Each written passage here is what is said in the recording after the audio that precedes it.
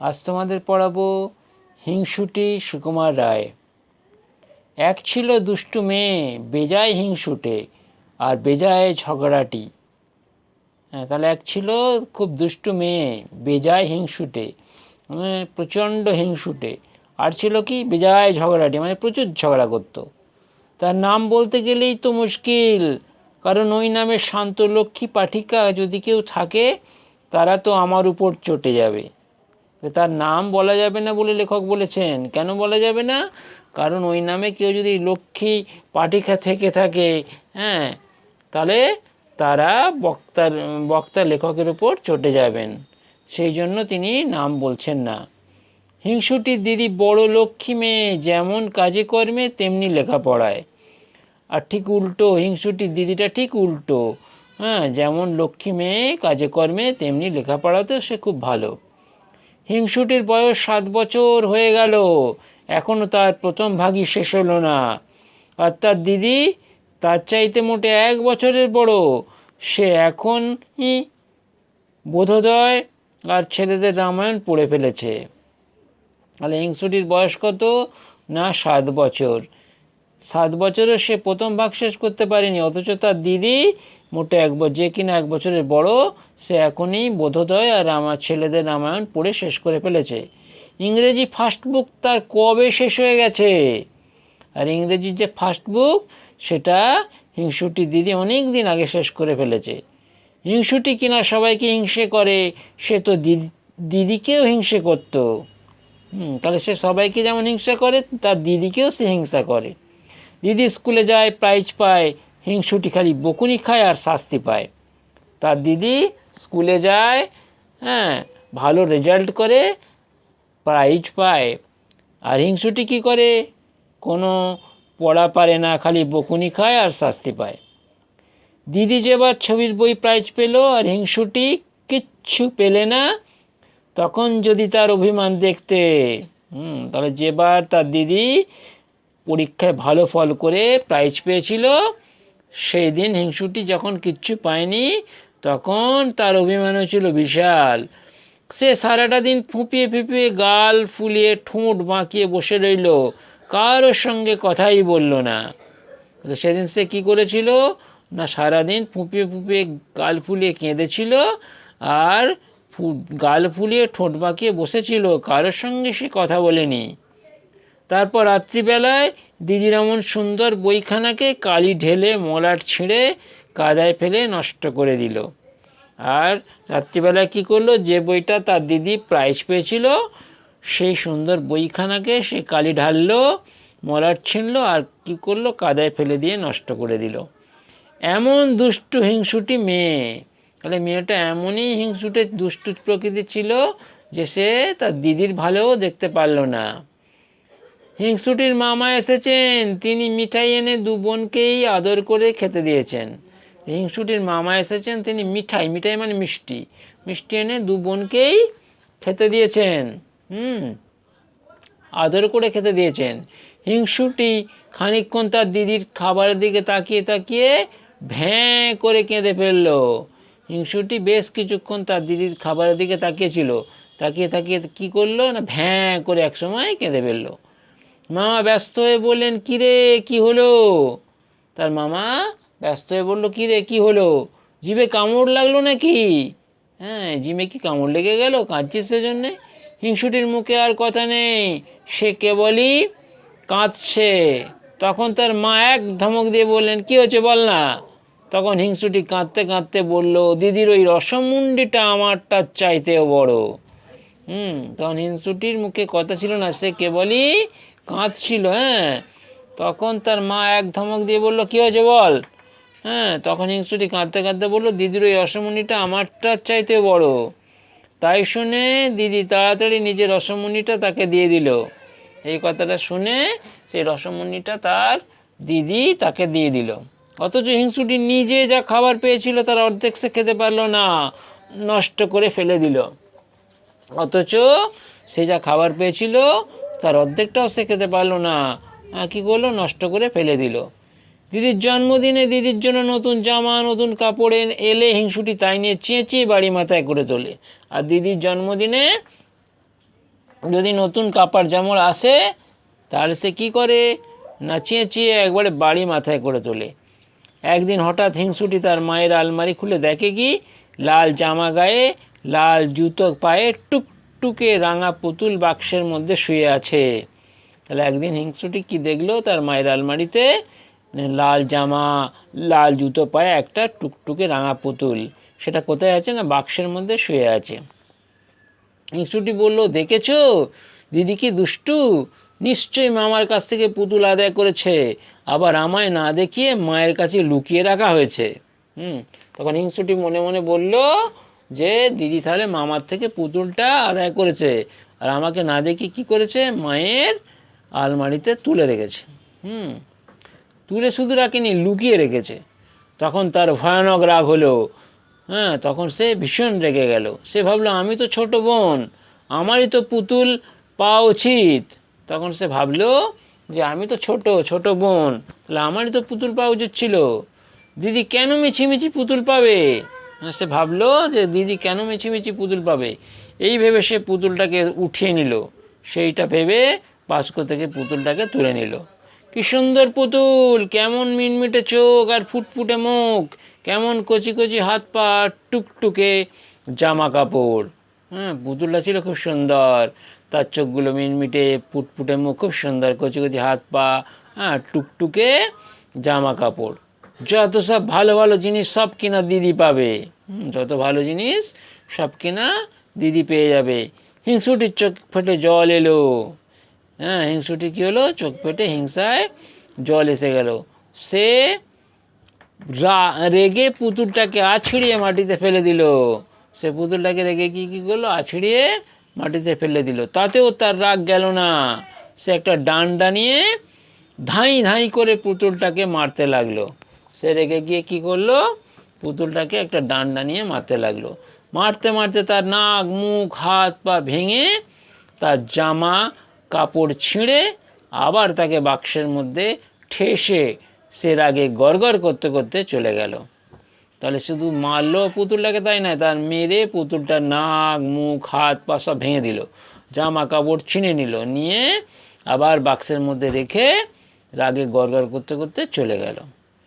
বিকেলবেলা মামা এসে তাকে ডাকতে লাগলেন আর বললেন, তোর জন্য কি এনেছি দেখিস নি? বিকেলবেলা তার মামা এসে বললেন, কিরে তোর জন্য তো কি একটা এনেছি দেখিস নি? শুনে হিংসুটি দৌড়ে এলো, কই মামা কি এনেছো দাও না। হিংসুটি দৌড়ে এসে বলল, সঙ্গে সঙ্গে দৌড়ে এসে বলল, কই মামা কি এনেছো দাও। মামা বললেন, মার কাছে দেখ গিয়ে কেমন সুন্দর পুতুল এনেছি। মা বললেন, তোর মার কাছে যা গিয়ে দেখ কেমন সুন্দর পুতুল এনেছি। হিংসুটি উৎসাহে নাচতে লাগলো। মাকে বলল, কোথায় রেখেছো মা? উৎসাহে হিংসুটি নাচতে লাগলো খবরটা পেয়ে, যে তার জন্য তার মামা সুন্দর পুতুল এনেছেন।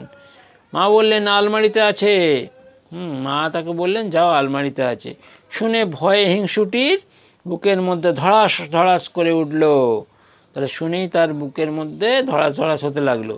সে কাঁদো কাঁদো গলায় বলল, সেটার কি লাল জামা আর লাল জুতো পরানো, মাথায় কালো কালো কোঁকড়ানো চুল ছিল? তাহলে সে তখন মাকে জিজ্ঞাসা করলো, সেটা কি লাল রঙের? তার কি জুতো পরানো, জুতোগুলো লাল, মাথায় কি কালো কালো কোঁকড়ানো চুল ছিল? মা বললেন, হ্যাঁ তুই দেখেছিস নাকি? মা উত্তরে বললেন, হ্যাঁ তুই দেখেছিস নাকি? হিংসুটির মুখে আর কথা নেই। হিংসুটি আর কোনো কথা বলতে পারলো না। সে খানিকক্ষণ ফ্যাল ফ্যাল করে তাকিয়ে তারপর একেবারে ভ্যাঁ করে কেঁদে এক দৌড়ে সেখান থেকে পালিয়ে গেল। তারপর সে খানিকক্ষণ ফ্যাল ফ্যাল করে তাকিয়ে থাকলো, থেকে ভ্যাঁ করে কাঁদলো, কেঁদে দৌড়ে পালিয়ে গেল। এরপরে যদি তার হিংসে আর দুষ্টুমি না কমে তবে আর কি করে কমবে? এই কাণ্ডতেও যদি তার হিংসে আর দুষ্টুমি না কমে তবে আর কবে কমবে? এই কথা বলে লেখক হিংসুটি গল্পটিকে শেষ করেছেন। এই হিংসুটি গল্পটি সুকুমার রায়ের লেখা, তোমাদের একটি পাঠ্য এর মধ্যে আছে, পাঠ্য বইয়ের মধ্যে আছে। তোমাদের গল্পটি পড়ে শোনালাম, তোমাদের গল্পটি পড়ে শুনিয়েছি। এবার কিছু প্রশ্ন নিয়ে আলোচনা করি। হিংসুটির নাম বলা মুশকিল কেন? হিংসুটির নাম বলা মুশকিল না, হিংসুটি ছিল এক দুষ্টু মেয়ে, বেজায় হিংসুটে আর বেজায় ঝগড়াটি। তার নাম বলতে গেলেই তো মুশকিল, কারণ ওই নামে শান্ত লক্ষ্মী পাঠিকা যদি কেউ থাকে তারা কবির, বক্তা, লেখকের উপর চটে যাবেন, সেই জন্য তিনি নাম বলেননি। হিংসুটির দিদি কেমন মেয়ে? হিংসুটির দিদি বড় লক্ষ্মী মেয়ে, যেমন কাজে কর্মে তেমনি লেখাপড়ায়। হিংসুটির বয়স কত? হিংসুটির বয়স 7 বছর। হিংসুটির দিদির বয়স কত? হিংসুটির দিদির বয়স, হিংসুটির থেকে সে 1 বছরের বড়, তাহলে তার বয়স হলো 8 বছর। হিংসুটির দিদি কি কি পড়ে ফেলেছে? হিংসুটির দিদি বোধোদয়, ছেলেদের রামায়ণ, ইংরাজি ফার্স্ট বুক সবগুলোই সে পড়ে ফেলেছে। স্কুলে কে কেমন ফল করত? স্কুলে হিংসুটির দিদি খুব ভালো ফল করত, সে প্রাইজ পেত। আর হিংসুটি কিচ্ছু পারে না, সে খালি হিংসা করে। দিদির ছবির বই প্রাইজ পেলে হিংসুটি কি করলো? হিংসুটির দিদি ছবির বই প্রাইজ পেলে হিংসুটি অভিমানে সারাটা দিন ফুঁপিয়ে ফুঁপিয়ে গাল ফুলিয়ে ঠোঁট বেঁকিয়ে বসে রইল, কারোর সঙ্গে কথাই বলল না। হিংসুটি দিদির খাবারের দিকে তাকিয়ে কাঁদলো কেন? হিংসুটি খাবারের দিকে তাকিয়ে কাঁদলো কারণ দিদির রসমণিটা নাকি তার চাইতেও বড়, তাই জন্য সে কেঁদে ফেলেছিল। হিংসায় কেঁদে ফেলেছিল আসলে। দিদির জন্মদিনে হিংসুটি কি করে? দিদির জন্মদিনে হিংসুটি নতুন জামা, নতুন কাপড় এলে হিংসুটি তাই নিয়ে খুব চেঁচামেচি করে বাড়ি মাথায় করে তোলে। একদিন হঠাৎ হিংসুটি মায়ের আলমারি খুলে কি দেখলো? একদিন হঠাৎ হিংসুটি তার মায়ের আলমারি খুলে দেখে কি, লাল জামা গায়ে, লাল জুতো পায়ে, টুকটুকে রাঙা পুতুল বাস্কের মধ্যে শুয়ে আছে। হিংসুটির ভয়ানক রাগ হলো কেন? হিংসুটির ভয়ানক রাগ হলো কারণ দিদি কি দুষ্টু, নিশ্চয়ই মামার কাছ থেকে পুতুল আদায় করেছে, এইটা ভেবে তার ভয়ানক রাগ হলো। কেন হিংসুটির চোখ পেটে জল এলো? হিংসুটির চোখ পেটে জল এলো কারণ যে সে ভাবলো সে তো ছোট বোন, তারই তো পুতুল পাওয়া উচিত, তার দিদি কেন মিছিমিছি পুতুল পাবে, এইটা ভেবেই তার চোখ পেটে জল এলো। কে কাকে ডান্ডা দিয়ে ঢাই ঢাই করে মারতে লাগলো? হিংসুটি ওই সুন্দর পুতুলটিকে ডান্ডা দিয়ে মারতে লাগলো। মারার পর সে কি করলো? মারার পরে সে নাক, মুখ, হাত পা সব ভেঙে কাপড় ছিঁড়ে দিল, দিয়ে তাকে বাক্সের মধ্যে ঠেসে রাগে গড়গড় করতে করতে চলে গেল। এরপরে মামা কখন হিংসুটিকে ডাকতে লাগলেন?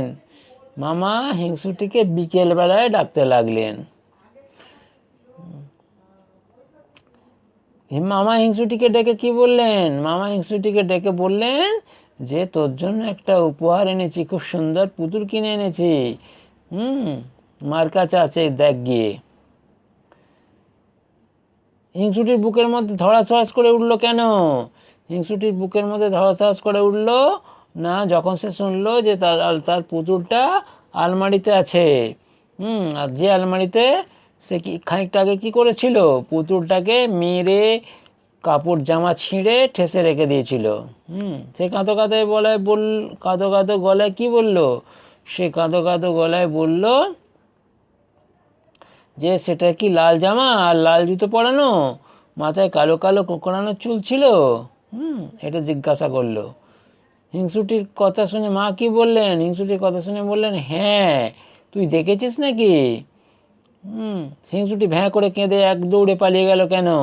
যখন জানলো যে ওই পুতুলটা তারই, কিন্তু সে পুতুলটাকে নষ্ট করে দিয়েছে, তখন এইটা শুনে কেঁদে ভ্যাঁ করে পালিয়ে গেল। এরপরে আছে কস্তম্ভের সঙ্গে খস্তম্ভ মেলাও। মিটমিটে, আচ্ছা, মিটমিটে চোখ, ফুটফুটে মুখ, কচি কচি হাত পা, টুকটুকে জামা কাপড়, আর হচ্ছে কাঁদো কাঁদো কাঁদো কাঁদো মুখ। এবার হচ্ছে শব্দার্থ। হিংসুটে, যে অন্যকে হিংসা করে। ঝগড়াটি, যে খালি ঝগড়া করে। প্রাইজ, পুরস্কার। রসমুন্ডি, এক রকমের মিষ্টি। ডান্ডা, লাঠি। তারপরে আছে শূন্যস্থান। হিংসুটি তার দিদির খাবারের দিকে তাকিয়ে ভ্যাঁ করে কেঁদে ফেলল। সে একটা ডান্ডা দিয়ে ধাঁই ধাঁই করে পুতুলটিকে মারতে লাগলো। সে আনন্দে দুঃখে, সে দুঃখ রাগে গড়গড় করতে করতে চলে গেল। শুনে ভয়ে হিংসুটির বুকের মধ্যে ধড়াস করতে লাগলো।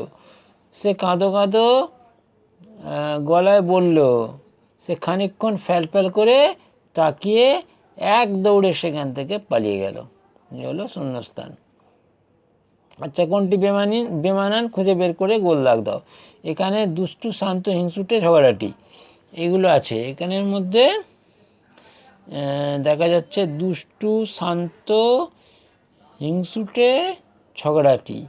শান্তটা সম্পূর্ণ আলাদা, দুষ্টু, হিংসুটে, ঝগড়াটিগুলো এক। তাহলে শান্তটা এখানে বেমানান। পরটা হচ্ছে বোধোদয় ছেলেদের রামায়ণ, রসমুন্ডি ইংরেজি ফার্স্ট বুক। রসমুন্ডি এটা খাবার, বাকি সব বই, তাহলে রসমুন্ডিটা আলাদা।